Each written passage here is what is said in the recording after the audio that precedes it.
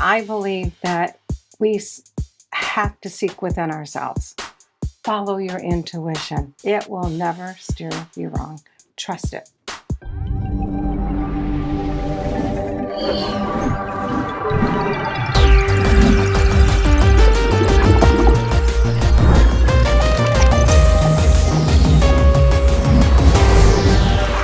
Exploring the human journey.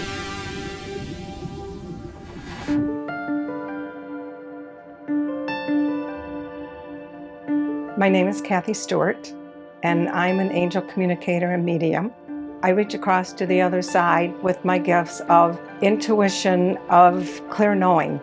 I don't know how I know what I know, but I know. I bring closure to people who have lost loved ones, and that's my heart, because I know it's their heart, and I know they're hurting, and that's the gift that I was given at the age of 7. People say, well, I'm a spirit living in a human body. And when we leave here, we go to spirit. So often people think that their loved one went to the other side and they're just hanging out over there all by themselves. No, they seek out family. And the interesting piece to that is I may say your father's here or your grandfather's there with your son, and they're like, oh, it was very tenuous. And I said, not anymore. Not anymore. When you cross the other side, you find love. You find the love that maybe you didn't have it here with them, but you have it over there. Our purpose is to find our passion and really move our life forward. And yes, you've lost somebody. Yes, you want to know who your angels are, but you can't live a life questioning all the time. So seek out what your passion is in life. My goal for my clients is for them to learn how to live their life on purpose here, not by accident.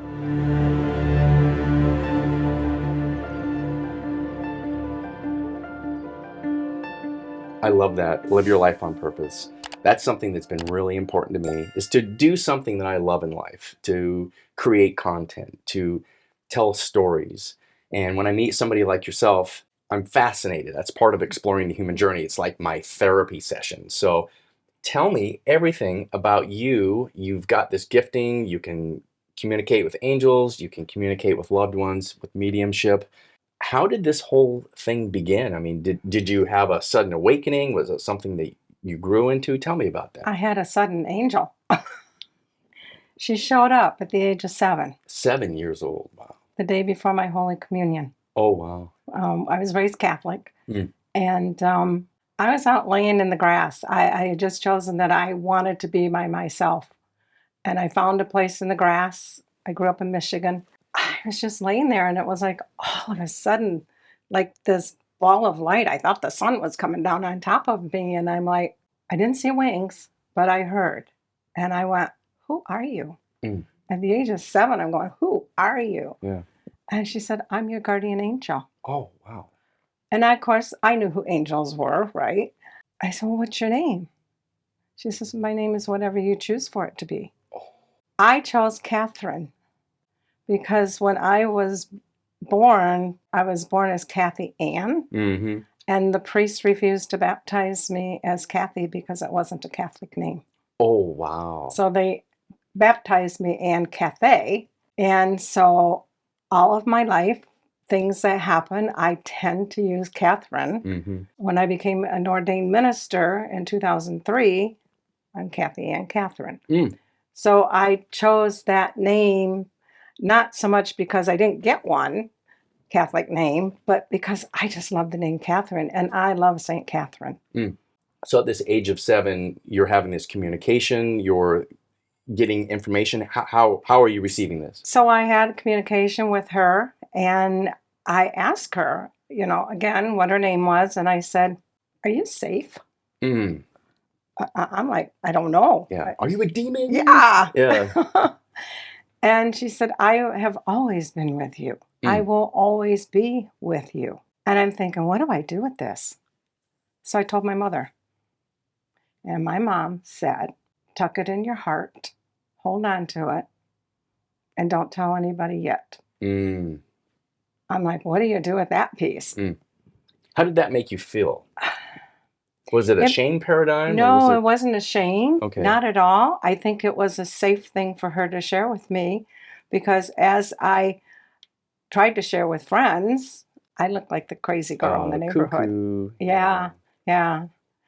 My father, I love him dearly, was a rageaholic. Mm, And so I truly believe that Catherine showed up in my life to protect me from him. hmm And then at the age of 8, Mother Mary showed up. Oh, tell me more about that. So I had been standing at the back door. I was always the one that tried to be organized and quiet, to not make ruffles. And we went to a Catholic school, so there were 5 of us. And so my dad was looking for a screwdriver. I don't know why. And I said, it's in the bottom drawer. He's like, I looked in the bottom drawer. I go, okay, fine. We're all trying to get out the door for school. And I said, Dad, it's in the bottom drawer. He said, I already looked. I said, it's there. Now, I'm 8 years old arguing with however old he was. Yeah. He opened it up and it was laying on top. Hmm. I don't know if he thought that I had actually put it there Oh, when he boy. wasn't looking, but he brought that screwdriver over and he hit me over the head with it. Whoa. It was Oh a my very big goodness. moment in my life. Very big moment. Wow. So you've got this, I want to help you, but now you did and it didn't work out. And now Right. you're getting punished in essence. Right. But that was also how my father rolled, Hmm. the closest one to him. So we're on the way to school. We had a station wagon, and my sister was sitting what I call the jump seat. She always got the jump seat in the station wagon. Sitting in the hump. I said, yeah. And there's a hill because we had to go down back roads to get to where we wanted to go. And I look up and there's Mother Mary. And I'm going, oh my gosh. So I'm tapping my sister going, Like outside on outside, literally out there. yeah. Like she's sitting on top of the hill. Huh.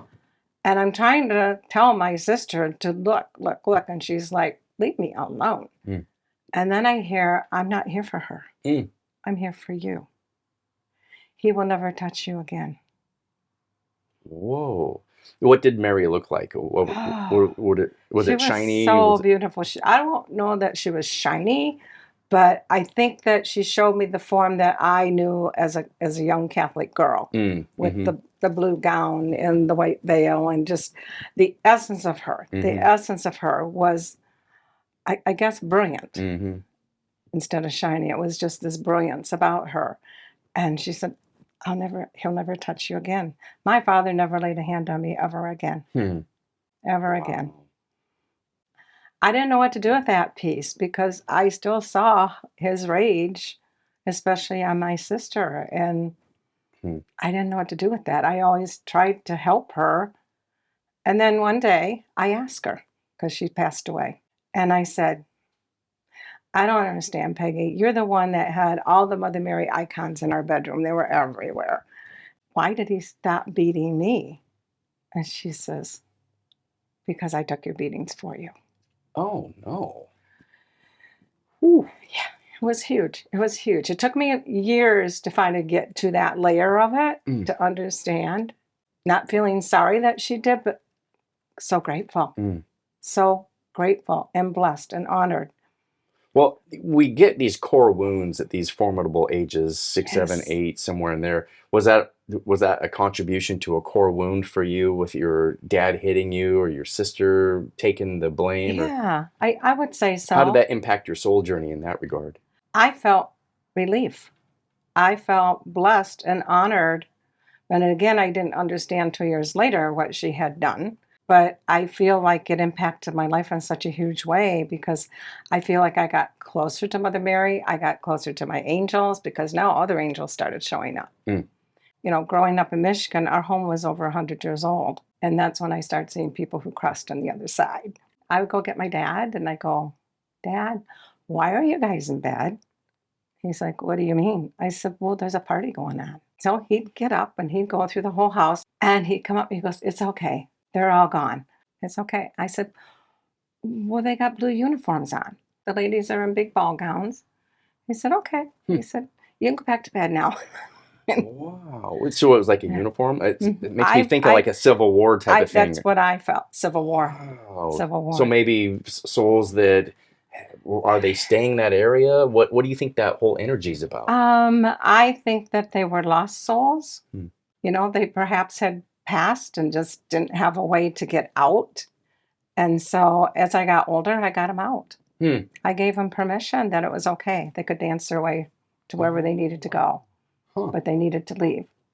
Now, I've studied a lot about near-death experiences and people Mm-hmm. that have crossed over and had communication. It seems like there's this go into the light, and if they don't, they kind of stay here because they have unfinished business. Exactly. Somehow that they can kind of remain on this astral plane. Mm-hmm. Do you have any information about how that works? I believe that people do have unfinished business, and they just or they're afraid. Mm. They're afraid of that light because, if you think about these were soldiers who had done harm to another soul, whether or not they were afraid to go over there and meet anybody that they had done harm to, perhaps. And I feel like I freed them. So they So were somehow in this space, and you gave them information. Hey, you can cross over. yeah, I gave them permission. uh, Gave them permission. to get into the other side. Okay, Yeah. so from everything I understand, as a spiritual being having this human experience, when souls leave their body, they generally go back to an in between lives space. But you're saying that maybe these souls didn't continue that journey. They somehow stayed here They with that. stayed here. Interesting. I think part of it, because I remember talking to one of them and asking him why was he here, and he goes, "I'm afraid to go over there." Mm. He said, "I don't know who the enemy is over there." Oh, so he still had this earth mythology of Yes. war, and I have to protect and I have to Right. fight. So I Yeah. remember talking to him and saying, "It's okay. It's okay. Everything is safe for you to leave. Safe for you to leave. There will be no harm to you." Mm-hmm. And then it was like this poof, he was gone. I'm like, okay, Mm. okay. So I was about 9 when I started letting people move into the light, wherever it is light is. And my journey, I don't know at some point if I just shut it down or if I was afraid to continue to evolve. That would be a paradigm that you're like, I have this information. You're receiving this like telepathically, just a knowing, or is Just a that? knowingness. Yeah. And so Yeah. if you share that with your peer group, it's probably not received very positively. No, it was not. Did you go into your teenage years with your giftings using them, or did you shut it down? What was that like? Well, I have always followed my intuition. Hmm. And it's just guided me. People are like, "Well, you jump from one job to the next job to the." I'm going, "Yeah," and they're like, "Why?" And I said, "Because I'm guided to do so. Hmm. I'm guided to do so," which made me one of the top executive directors in my fields. So you go into industry then? I did. I worked in the courts. It just was a hardcore walking into the courthouse every day and watching these people who just couldn't quite figure out their life. Yeah. Somebody would come in. I ended up being head of the traffic division. Hmm. And they would come in with a DUI over the weekend, and I'd take it to the magistrate, and I'd be like, "You think this is his first one?" He goes, "Yeah." And I said, "No." He goes, "What do you mean?" I said, "This is his third. He's going upstairs." Oh boy. He said, "Can you prove it?" And I said, "Our heartbeat." And I go upstairs, I go in this big back room, all these dusty files, and I sort through, and I come down, and I go, "Here you go." Mm. So I Well, look at you tattletale. I know. Well, I never thought about it that way. What I thought of was do no harm, Yeah. take them off the roads, or they're going to do harm. Yeah. Well, that's a lot of heavy energy when people they're having to give an account for what they've done, and they're having to face consequences for yes. that. That's heavy energy, because then you're there. I mean, we have to have a balance of law. We have to have policy. This is what you can and can't do to live in a society. Mm-hmm. And if we all agree that you shouldn't drive impaired, then somebody has to hold that up as a mirror saying, this is what you did. Right. These are the consequences. Yeah. So, I mean, being a tattletale was part of the job. I tease you about that, but that's part of what had to be done. But that's still heavy energy. Yes, it is.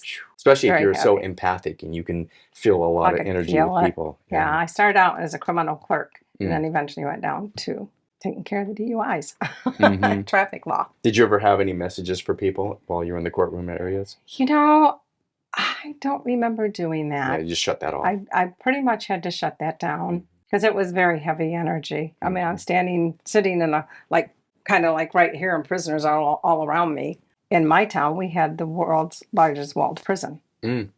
So we had a lot of heavy criminals coming through, Wow. shackled and You know, a common theme is there's no wrong decisions. You learn from every experience you have. And yet we make decisions that create a different paradigm for us. Some people end up in jail. Some people end up, maiming themselves or another person. I mean, there's some heavy things that we go through as souls.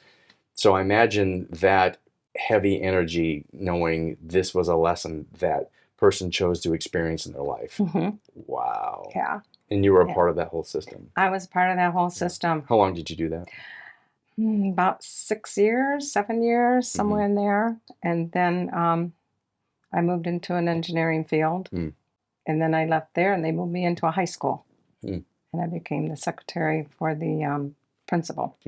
So you're living human jobs, doing things, industry, helping, teaching, whatever you're doing in that educational things. But I always knew, and again, that's that part of how I work. I know what I know, and I don't know how I know it, but I always knew that everything that I was doing was leading me to something bigger. So you knew that you're like connecting the dots. I was connecting the dots. And even though people would say, well, you got a lot of jobs, I'm going, yeah, but I think about the people I connected with in those jobs and how I impacted their lives, how they impacted my life, which led me to the next level. I never look back. You know, people sometimes post on Facebook, what's your biggest regret? And I'm going, how could you ever have a regret in life? Everything is for a purpose. And so timeline your life out. I mean, that's what I have my clients do. I have them timeline their lives out to help them understand how they got to where they are. And I'm sitting here going, what's next? What's next? What am I supposed to do here? And I answered an ad in the newspaper. At the same time, I'd applied for a job at a very large power company. And then I applied for a job at an engineering company. And I got the job at the engineering company. And the next day I got the job at the power company. And I sat with it going, what am I supposed to do with this? I knew the one at the power company was way more money than the engineering. But I kept hearing, stay where you are. Good things are to come. And at the engineering company is where I met my husband of 38 years. Oh, okay. If I'd have gone to the power company, I would have never met him. Now, on this pre-birth planning, we as souls, we have these mile markers, and I've heard it described as like a highway. And from that highway, there's little off ramps that we can take and go in different directions. But it's still kind of, it all leads down this particular river or some direction that the soul wants to plan. So it was very clear that you had some giftings, and yet you still went down this trajectory of working in industry, whether it was public service or education or whatever. And then now you have a chance to meet someone that you end up marrying, and there's a soulmate relationship there. Yes. And that's beautiful. So no matter where you're at, you're still able to find that, and you used your intuition to get to that spot. Oh, I did. Yeah, because that's so important. So many people have been taught that your intuition, don't use that, those are your feelings, and just go with your mind and what's smart and make the best decision. But when you tap into that heart space, that's where your intuition comes from. I have a belief that when you tap into that intuition, it will never lead you wrong. Trusting it.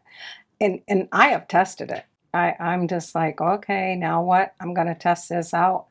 And it still came back, stop testing us. Oh, interesting.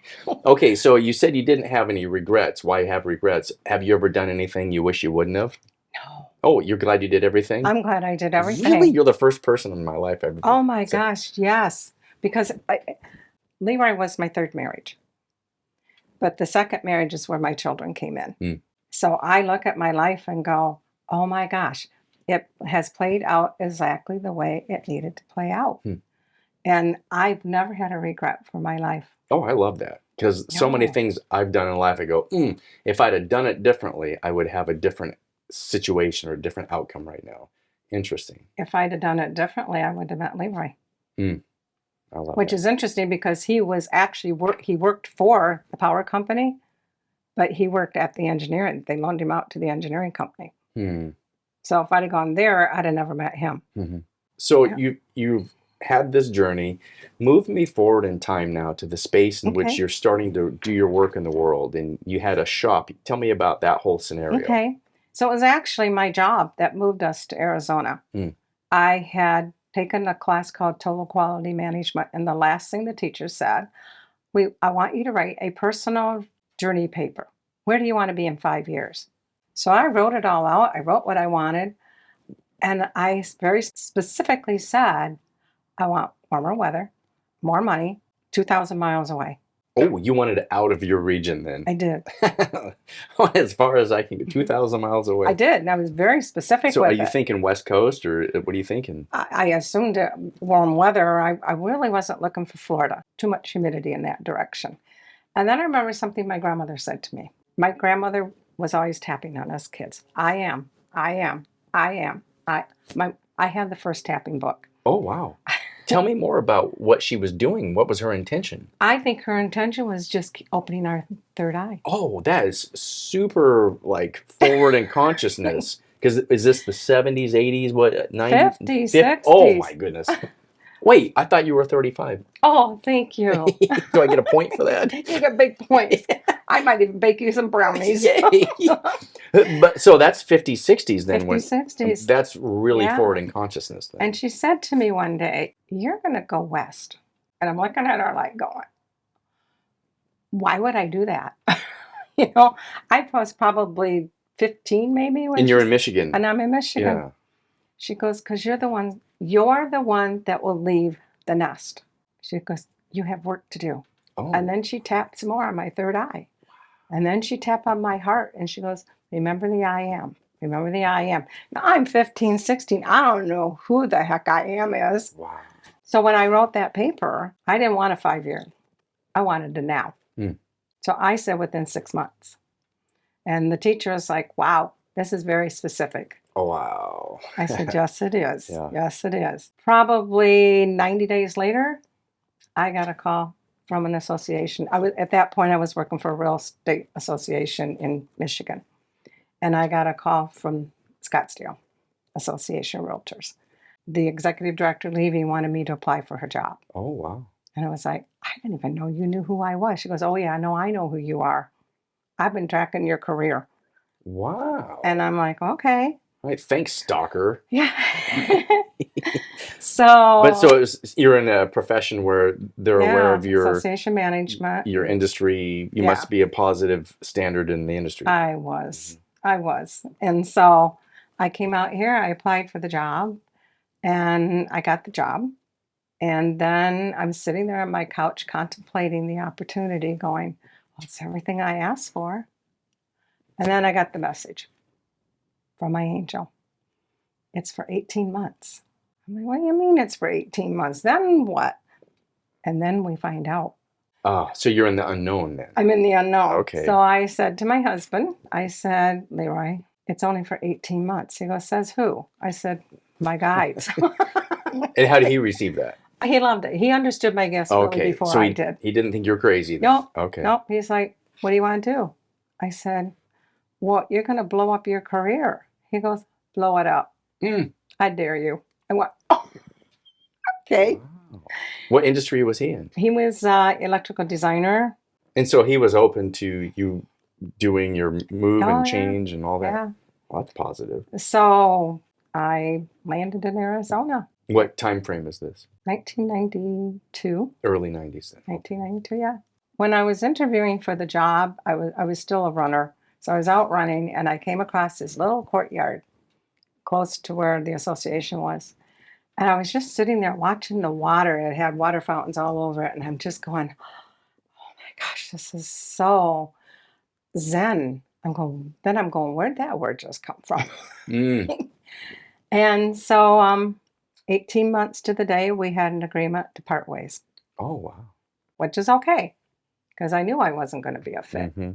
So check the box Check for the another box. thing that worked in Yeah. your intuition and your guidance. So then you're left with a new opportunity. Oh, yes. And so you're back in the unknown again. No, No. I was not in the unknown because angel books started showing up. Oh. My mother sent me one. My best friend in Michigan sent me one. My sister sent me articles on the Detroit Free Press of this man in Detroit who was opening up angel stores. And I'm reading the book, and it was called Ask Your Angels. Mm-hmm. And I'm reading this book, and I'm going, I get it. I run in the house, pick up the phone, call my friend who is now in Colorado, working for a real estate association there. I said, I need to speak with her now. And they said, well, she's in a board meeting, but she told us if you called, we have to take her out of a board meeting. I said, oh, you never take somebody out of a board meeting. And they said, oh, no. She said, we have to. Oh, interesting. And so she was intuitive enough. She gets on the phone, and I said, I'm going to open an angel store. She goes, I knew it. That's why I gave you the book. Okay. So you've got people in your sphere of influence that recognize that you have this connection and they're supporting your journey with that. Exactly. That's exactly. beautiful. I said, what do we do next? She goes, you tell me. I said, well, there's a gift show in California in 2 weeks. You want to go? And so we jump on a plane, hook up in California. I do the gift show. I write a big order. And then I'm sitting here going, well, where am I going to put this? Where am I going to go with this? This is a store. This is a storefront. It ended up in the courtyard. So when I came home, I said to Leroy, I said, okay, so I have the order here. I said, but Leroy, I have no money. He said, yes, you do. I go, where? And he hands me a check for $25,000. I go, where did this come from? He goes, because he was a widower. He said, it was my wife's investment that I had made for her when she passed. And he said, this is now your gift. Oh, wow. That was how I opened up Angel Wings. And when I went to sign on the dotted line with the real estate guy, he owned all the buildings. And I said, I can't sign this. He said, what do you mean you can't sign this? I said, you have another space in here. And he goes, how do you know? I said, well, it just happened yesterday, didn't it? He goes, yes, how do you know? I said, I just know what I know. And I said, I want to see that space. Oh, boy. And that's where my story ended up being. Wow. So you all had this inner knowing. Yeah. What did he think of you then? That I was crazy. And yet it worked out in your benefit then. It did. So that was a better space, a better fit Oh, for it you. was way bigger, almost twice the size as to where I was going to put it. The day I opened, I try to always do things on my birthday, October 1st. So I opened on October 1st. My whole family was here. I see this person go flying past my store, running, great big, huge wings. Turns out my sister flew in from Detroit, and she had gotten these wings and made these wings and made this gorgeous white gown. And she goes, I'm your shopping angel today. Oh. So she took business cards and she went up and down Fifth Avenue, and people coming in my shop go, we just saw an angel out on the streets. And, how fun. And this one woman told her husband, I got to go. He goes, you haven't eaten. She goes, yes, but I've told you there are shopping angels in our life, and I just saw one. I'm out of here. That is hilarious. So you have a brick and mortar then, and this is in the 90s, the mid 90s? It was 1994. Okay, so I had just turned 44. Huh. Okay, I'm going to do some math here. So you're more than 35. Okay. So You're too funny. so I like that consciousness is always moving forward, regardless of the circumstances, I think. Yes. So you're now providing a store that helps people with the idea that there's something that they can connect with, not of this 3D world, but something on the other side. Yeah. So what are some things that you were sharing with people? I mean, how were you communicating with them? Were you teaching? Tell me everything about how you were helping people learn more about that. So the interesting piece is I didn't know I was a teacher. So one day, this woman steps foot into the doorway, and that turned out to be my friend and my first teacher. She came to learn to see if she could do readings in my shop. Oh. And I said, well, before I let you do that, I always require somebody to do a reading on me because I needed to know if they really knew. We got like 3 sentences into the reading, and I'm looking at her going, you're medical intuitive. She goes, there's not a soul in this town that knows what that is. Wow. That's very specific. Yeah. It was very specific. Hmm. And she said to me, your angels and your guides are asking you to take your foot either out of corporate and put both feet in your shop and trust, Mm-hmm. or put both feet back in corporate. Mm-hmm. Oh, I said, I can't do that. She Yeah. goes, then you got to put both feet here. Yeah, your soul is empty when you're going backward. You're like, Yeah. I'm moving forward. This is my passion. Yeah. I became one of the largest, well-respected angel stores in the country. Mm. So you're now connecting people all around the country to come into Scottsdale. Yes. Because it's a lot of tourism here, specifically in the wintertime Right. where it's cold everywhere else. It's not cold in Yeah. Scottsdale. Well, and then I connected with, I think you've seen my pictures, Andy Lakey. Mm. He was the first artist that I connected with. I saw him on TV. Patty Duke was doing a special on him. Mm. The first week I opened, I picked up the phone, I looked him up, and I called him, told him who I was. He said, when can I come? Oh, yeah. He was probably an artist that was like looking for an opportunity or something. Well, he had had a near-death experience. Oh, wow.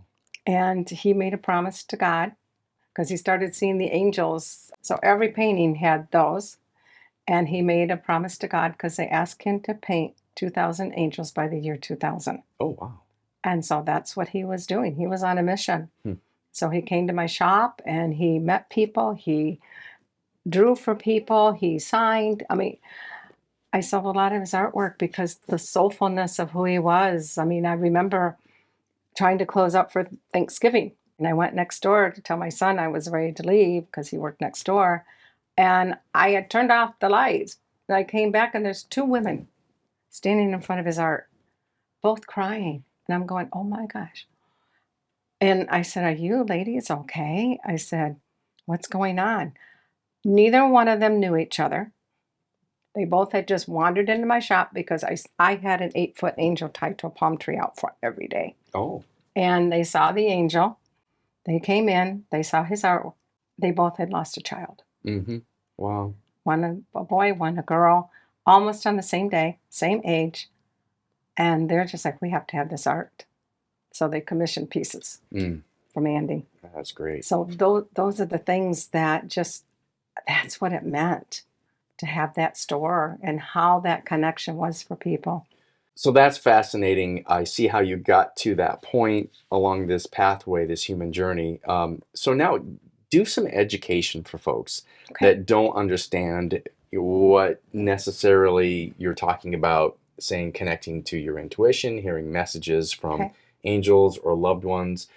Give some information that you want people to know about the work that you do. We all have an innate wisdom within us. And I work to teach people how to tap into that innate wisdom, how to trust it, how to get on their life path, whatever that is for them. So you're not necessarily telling people they need to go to someone, but they can find their answers themselves. Yes. That's great. Yes. I love that. It's within each of us. We were born with it. We were given that gift. And what I want people to understand is don't be afraid of it. Yeah. Embrace it. Yeah. I embraced mine. And I asked them to embrace theirs. I teach classes, more so back then. I had a class called Angels at Play, which was part of my story in the book that you saw. While you're saying that, we've got this book here. Yes. And you've got this book here. Yes. Tell me about this authorship while we're at this point. Okay. There was a company that was inviting people to write a story. These are 101 uplifting stories. And so I wrote an article in it. But my heart was really when I was invited to speak and write with this book, because there's only 22 people who were invited to do this book. And it really speaks to about how my journey was, how it got started, who I am, but also who they can choose to be. And then I teach classes, Angels at Play classes. I take them on a journey. I teach them how to do what I do, how to tap into their own innate wisdom, and how to trust that wisdom. I believe we all have it. Sometimes it's stuffed way down. Sometimes maybe they had an experience in the past and it scared them, or they shared it with somebody who said, who do you think you are? Yeah. Yeah, we get that negative feedback from other people saying, no, you can't, you're crazy, don't do it. Right. I believe everybody has an opportunity to choose. Even in the biblical accounts, when angels come to meet people, the Right. first thing they say is, "Fear not. Yeah. Don't be afraid." Do not be afraid. Yeah. Do not be afraid. I mean, think about when Joseph was told that Mary was pregnant and an angel said, don't be afraid. Don't be afraid. Or Mary, when she found out, it's like, oh my goodness, I'm going to be a mother. I believe that it's time for all of us always to know within ourselves who we are. I love Michael Newton's book, Journey of Souls. He talks about soul groups, spirit guides. He doesn't necessarily have a lot of information about the angelic realm. I don't know if there's a delineation between a spirit guide and angel. Do you have information about that? Can you share? I do. Tell me everything you know. When I started working with angels, I had to understand who they were. I had to start asking questions when they started showing up because I didn't go read books. And I would say to my mom, all these people are reading all these books that I'm selling. I said, I try to read them, but I already know it. She goes, I know you know it. That's how you were wired when you were born. You know it. There is a hierarchy. We have our guardian angels. I always see two angels around people. I always see their wings. When there's a spirit guide, somebody on the other side who has crossed over, and it doesn't matter when they crossed over. They could have crossed over in Jesus' time. They don't have wings. And if I get confused, if somebody shows up in my work and they're like, but I'm an angel, I go, prove it. Because you don't feel like an angel. I go, turn around. I want to see your wings. Then they turn back around. I go, I knew you were not an angel. What's that about? Why would they say they were an angel if they weren't? I think sometimes they just try to trick me. Whoa. Okay, that sounds weird. Explain Yeah. why would somebody in the spirit form try to play a trick on you? I think because I'm so sure of who I am and my gifts. And I think sometimes they just it's about lightening up. It's about lightening up. Sometimes I just get so serious about the work I'm doing that I forget to have fun with it. That's good. Well, that's a good lesson we can all use. Yeah. Yes. So they show me the fun of it and they go, just kidding. So I've heard that the angelic realm are souls that have never incarnated on earth. They've only been in that angelic realm. Correct. Okay, so you would corroborate that as well.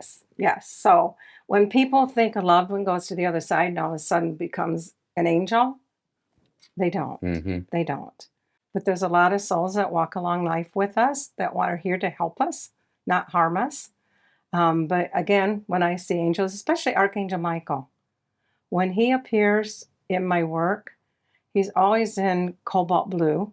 He's a kick-butt angel. I don't know how else to explain him. He's like a mechanic angel. I tell people who have trouble with your cars, ask Archangel Michael to help you. You feel unsafe in your home, ask Archangel Michael to surround your home with his blue swords of light and his army of angels. And I've experienced that for myself. I had an event in the middle of the night that I was like, something feels off. And my husband's sound asleep, so I'm not bothering him, but something felt off. So I put Michael around my home. My children were still living at home, and his radiant blue light. And the next morning, it turns out that outside of our subdivision, there had been a police incident. Oh, wow. And they were chasing the guy. Yeah, So I feel that. Interesting. I just feel that vibration. So what is the difference between having to ask for help and then having guardian angels that assist you when you don't know about it? What's the dichotomy there? So I think when it's our time to go, we go. And so the greatest example is from when I had my shop. People would come in and they would show me pictures of a car accident. And I'm looking at this car accident going, are there any survivors? And they said, yes. When I was sitting behind the wheel waiting for the ambulance to show up, and I mean, the whole front of that car has crashed right into them. He said, I saw the biggest angel I've ever seen in my entire life. He said, and I knew it wasn't my time to go. I knew that angel was right there. And, the other piece is we have free will, right? We have free will. But an angel cannot interfere in our life unless and this is my belief, unless we're about to be taken out of this lifetime and it's not our time.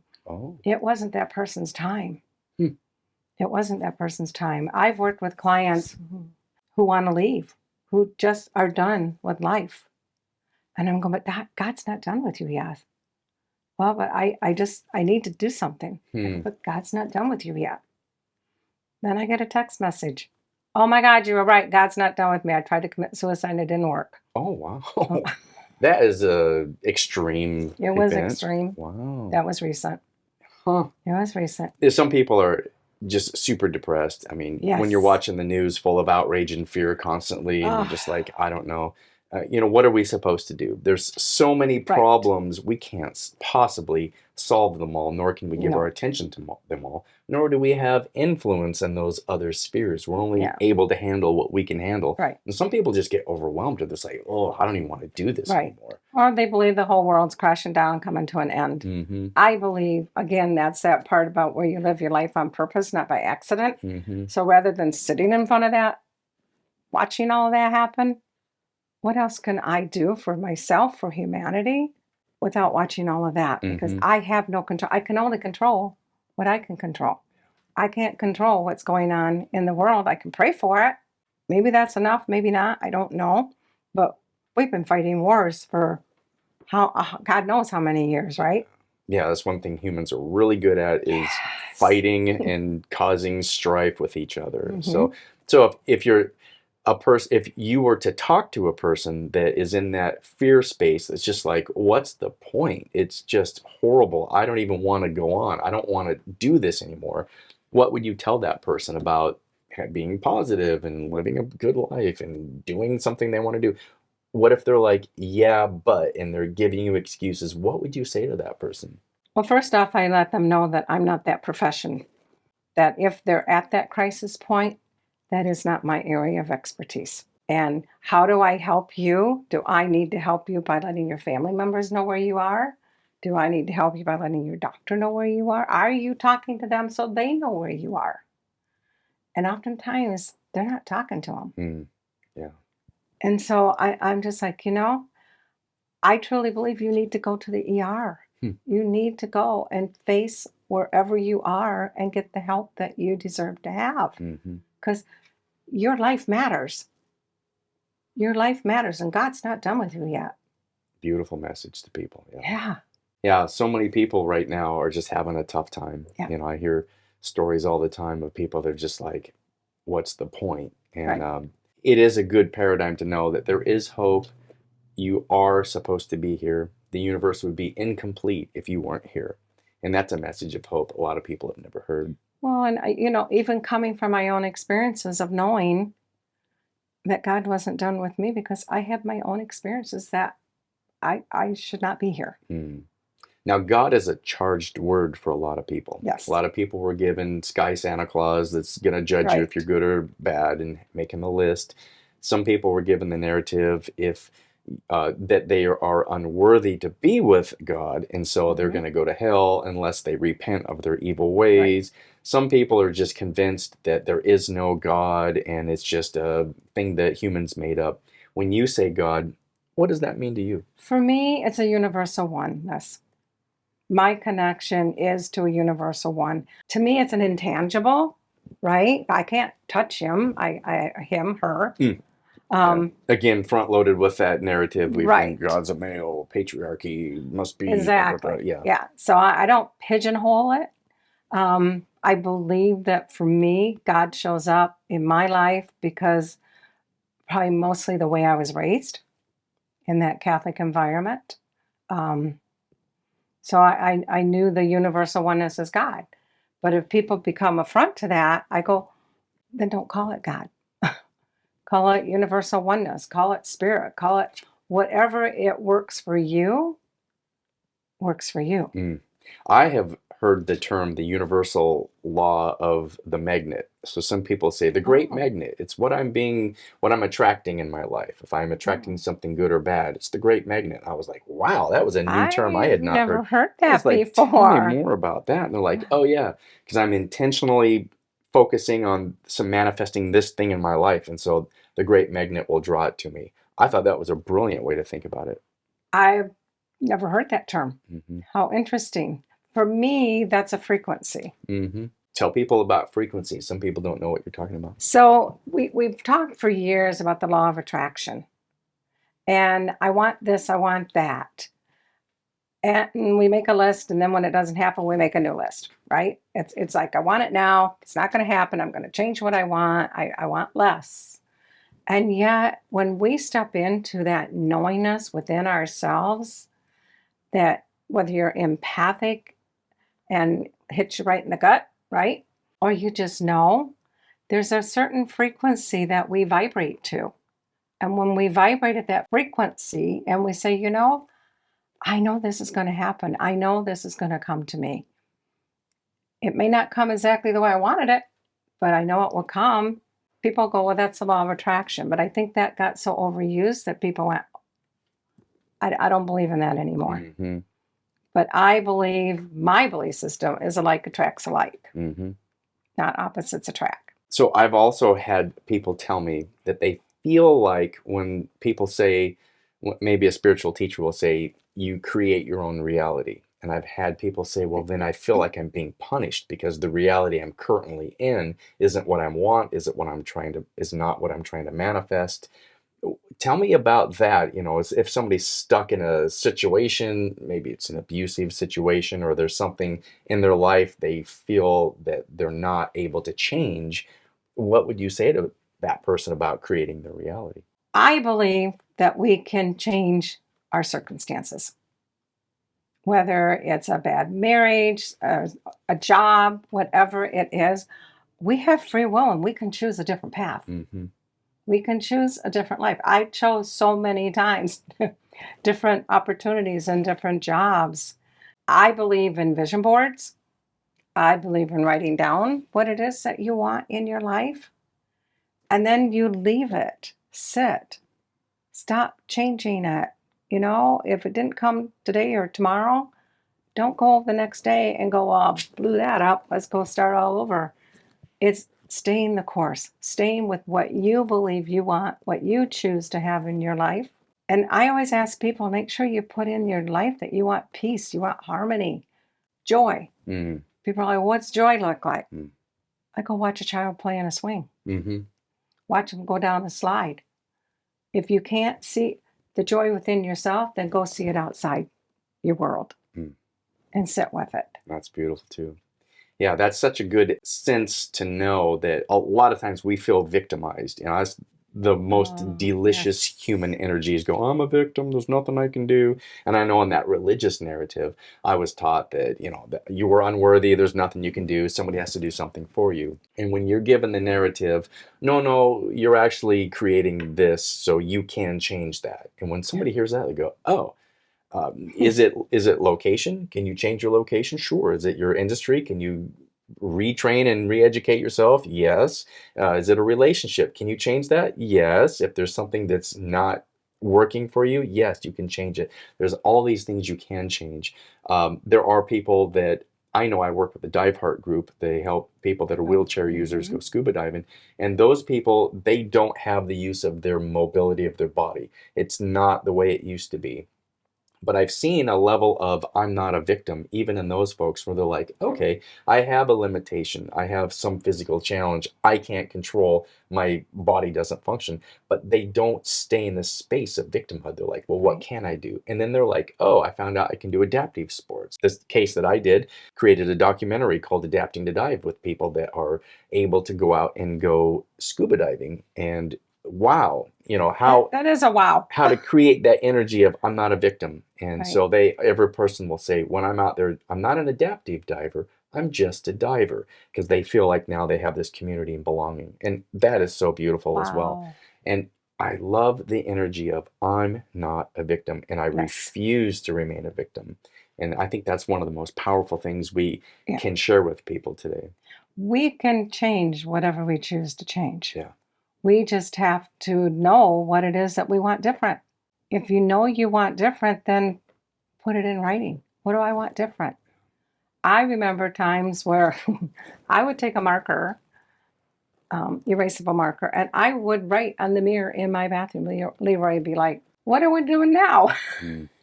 And I would write, I am this, or I am that, or I choose this. He'd be like, okay, all right, we'll leave that there. And pretty soon, different things began to shift. My mindset began to shift. My energy shifted. And he watched that happen because my jobs that I've had over the year they were intense. Mm-hmm. They were intense. Yeah. I'm, And I like that you're shifting that paradigm. You're writing it down, you're putting it into action, you're writing it into reality, and you're creating that manifestation. And then now your thoughts, instead of being I'm not, I'm not, I'm not, it's I am, I am, I am. yes. And I love that. Even that's the name of the divine in many sacred scriptures is who are you? I am. I am. Who am I? I am. And then they follow that with something There's else. something. It's just I am. That I amness in Yeah. all of us. I think that's the frequency of the divine. When it's the I am, it's like, to me, that's a vibration within my soul. Yeah. Yeah. I like that, knowing that, understanding that I'm creating, I came here to create in this paradigm, in this human body. Mm-hmm. How do we function and live in this life? Not being in victimhood, it's being in creativity. Well, what is it I am able to create? I have watched over the last year, that I lost my husband of 36 years. Mm. And people are like, how are you coping? I go, I don't need to cope. I understand where he is. I understand it was his time to go. And they're like, well, then you're not in grief. I said, oh, I didn't say I wasn't in grief, but I'm not going to live there. I'm not going to live there. I choose to move on with my life because I know that's what he would have wanted for me. And I have just found that I have so much life to live, and I'm doing it. I'm doing it. Doesn't mean I don't cry at night, or when the doors close and I'm here by myself. I think that's why I do my puzzles, Mm-hmm. because it takes me out of that mindset. And I don't believe I've ever been a victim to anything. That's so powerful. I don't believe I've ever seen myself as a victim. And there just have been times where I probably shouldn't be here. And my angel stepped in and intervened. Yeah. And here I am. So the people that have lost loved ones, specifically to suicide, to my son died of a drug overdose 2 years ago. Somebody that has, and by the way, I don't live in that depressed grief state. No, you don't. Certainly am saddened by that. It has impacted my life, but I do know that he's still consciously on the other side, continuing this journey of consciousness, whatever this whole thing is all about. But I do appreciate the idea that there are people and they don't have that. Some people are given a narrative: if your loved one commits suicide, they go to hell. Horrible things will happen. They'll be trapped in a dark space. They'll be in purgatory. I mean, what would you have people know about loved ones that have passed on? What would you want them to know? When I see loved ones who have crossed over, I've never seen an angry one. Now, perhaps the person sitting across from me is angry because they crossed over. Yeah. Totally ticked off, or, well, where's the money? They said they put it somewhere or whatever. Or all of a sudden I'll see pennies around them and I go, you need to go look for the pennies. They go, what do you mean? I said, I don't know. I'm just telling you to go look for the pennies. Go to the house. Well, we haven't been to the house yet. We can't quite do it. I said, go to the house, look for the pennies. I said, it's on you. They opened a drawer, and that drawer must have had $700 or $800 worth of pennies in it. Wow. And so it's acknowledging, yes, you've lost your loved one, but your loved one leaves you gifts here. They leave you the gift of the presence that you had with them. And, it could be roses that I see around people, or feathers. Feathers are a great one. I hear a lot of those synchronicities, feathers and coins and things like that, that people have said, oh, I see this. I know someone that their parent had a specific make and model of a vehicle, and they see that on the road all the time, accompanied by a 222 on the license plate or something. Right. Or songs. Songs. My husband had one time sent me a Valentine song. I think it was Stevie Wonder. I just called to say I love you.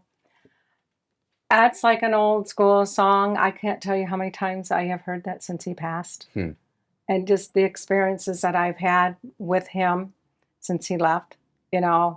And I stomp my feet at my angels sometimes. I Mm. go, you know, he left. What am I supposed to do? It's Valentine's Day. It's my birthday. And they'd be like, go look in the drawer. Like, well, I don't want to go look in the drawer. Go look in the drawer. There was a Valentine's card. There was an anniversary card and a birthday card. Oh, wow. And I'm like, okay, we got them all, Leroy. We're good. We're good. Wow, what a neat synchronicity. Wasn't it though? Yeah. So you're saying that there are messages There from the are other side. messages when you Open your eyes. allow yourself to have that experience. Mm-hmm. The night he passed, I was at the hospital with him and I said, I got to go home for a few minutes. He's like, okay. And I turned around and with all of my heart, I turned around and I won't say what I said, but I was like in shock because standing in front of me was my daughter-in-law's mother who had passed 6 years ago. Oh, wow. And I literally went, what are you doing here? She goes, you can leave. I never had the presence to go, why or why not? Or no, I'm staying. I remember turning around to Leroy and said, Marge is here. He said, okay. I didn't put that together that she was really not on this plane. And I left and he coded right after I left. Wow. So I knew she was there to help him to the other side. Yeah, I hear stories about souls that they won't leave. People won't leave while their loved ones are in the room. But as soon as the loved ones leave to go get a cup of coffee or at the cafe or cafeteria, they take that last breath. Then they'll go, okay, good, now I can go. Yeah. Because a lot of times, aging, dying, whatever, people, a lot of times they'll stay here because of the loved one when really they're ready to cross over. Yeah. The loved ones want us to find peace with their leaving us, not anger. Like I said, I've never seen an angry loved one on the other side. I've never heard them say, oh my God, I'm so pissed off I left. Yeah. No, they're like, it happened the way it was supposed to happen. Your role, Cathy, is to help them move forward. Mm-hmm. And I understand that role and I understand that responsibility and I take it very seriously with my work. I mean, I've been doing my work for 30 years now, about 30 years, but my gift has been for a long time. Yeah. But more than 30 years. Way more than 30 years. Way more, dear heart. You're fine. All right, as we wrap it up, what would you say to someone that believes this heaven-hell paradigm when they die? What would you say to that person? I would say we can choose. We can choose to live in. To me, heaven is so etherical. You know, again, it's an intangible thing to me that I can't touch heaven, right? But I could live in that place of love and the divine, which I believe heaven is. I would say you get to choose to believe that or not. Mm-hmm. Yeah, everything that I've ever studied and read about this other side, this life between lives, is those were earth mythologies. And we could be in the energy of heaven or hell on this side, because heaven and hell are states of consciousness, not destinations. Right. Everything I've ever read and studied about this life between lives, the soul journey, is that those are things that people created, whether it was control or fear or whatever that paradigm is, but man created that paradigm. It's not part of the spirit world. And I think that people can choose to be stuck and not want to go anywhere. I mean, when I have a client who comes to me and I share with them what I see, what I feel, and they happy skippy on their way. I give them tools. I give them tools and techniques to help them. I don't just leave them with all this angels and feathers and whatever. I give them ways in which to work with their life. Well, give me an example of something tangible you could help someone with. I ask them to timeline their life out.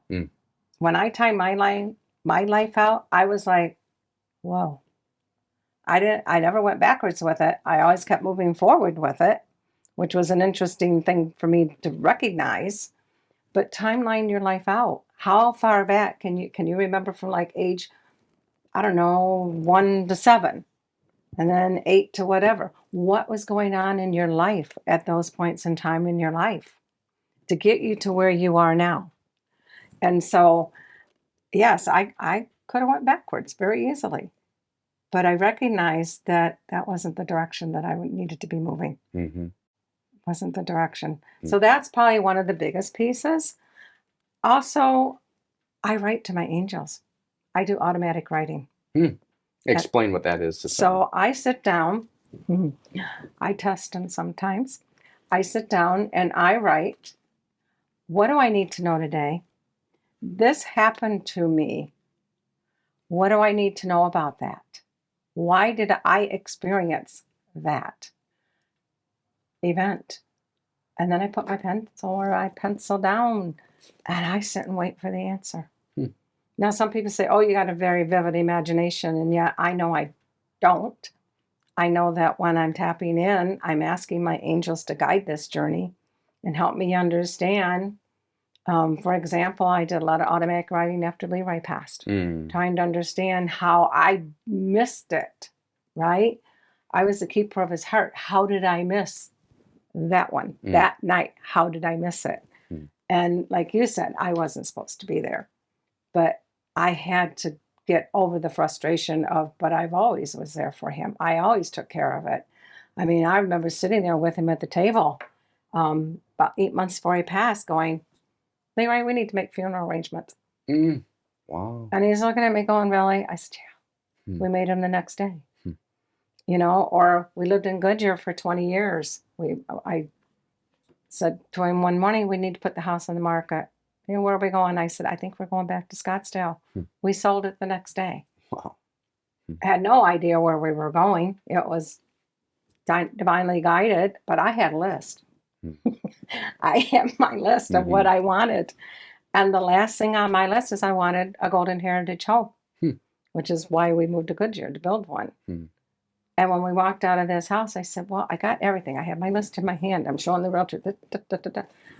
And we're walking out, and I said, I didn't get my golden heritage home. And Leroy goes, look down. And there's the plat, golden heritage. I went, oh, we're good. Wow. So I believe that when we set our mind to know what we want, and we stop changing it because it didn't happen overnight, that it comes in. The frequency comes in. You hold it. I tell people, put your list on in the car so you see it. Put it in your purse. Sit with it every morning. And if you are a vision board person, then open your vision board up every day. At one point, I had like an art portfolio with all of my visions in the art portfolio. Everything I wanted was there. So if people want to reach out to you and contact you, tell them how to find you. I have a website called Universal Wisdom where you can read about who I am, how I came to be who I am, or you can call me, 623-363-2746. And you're okay with your number being put out there in public? I am. Great. I am. Great. And do you do in person? Do you do over the phone? How do you do your thing? So most of my work these days is over the phone, probably about the last 10 years. And it was interesting because I thought when I moved to Goodyear, I would lose clients. They didn't care where I was. They drove as far as they needed to drive to see me. And so now, because I have a lot of clients on this side of town as well, they're like, oh, hey, you're finally in our area. But I still have clients who come to me after 20, 25 years. Well, thank you for the conversation today. Thank you. So leave the audience with something you want us all to know, something that you feel is timely for this place and this time now. We're always seeking. We are seekers. And I believe that we have to seek within ourselves. It's an opportunity that we miss if we're constantly looking at what's going on outside that world. Follow your intuition. It will never steer you wrong. Trust it. Great words, great wisdom. Thank you. Well, I've enjoyed our conversation today, and to you, I say namaste. Thanks for joining us here on Exploring the Human Journey.